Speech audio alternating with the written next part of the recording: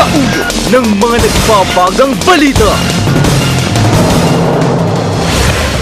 US President Obama in-interview ang isang Lipenyong engineer hinggil sa isang sustainable alternative lamp. Pagtalakay ng engineer sa environment-friendly lamp, nakakuha ng interes sa manunood. Wage order ng Dole Region 4A ipapatupad sa rehiyon pero wage hike posibleng sa Disyembre pa pag-uusapan.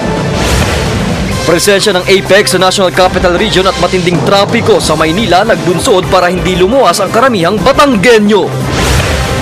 At hot spring sa Calamba, Laguna, dinarayo dahil sa nakaka-relax na pulo-pulutong na paliguan.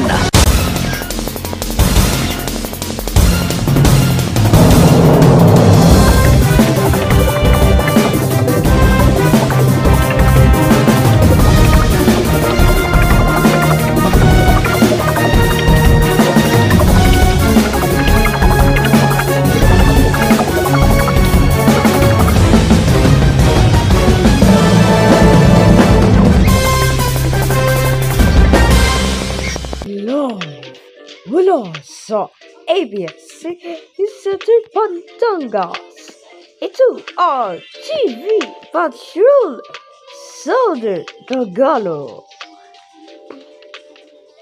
May hapon ka pamilya, kasi TV Patrol Southern Tagalog. Kami ang patrol ng PBA na pabalita kasi ko sa inyo sa Advance Sabado.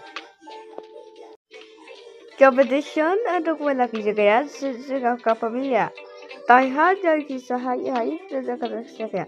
Pag-hay ito kapaharta ka pagkabar sa competition siya. Pagpakontrol, pidyan.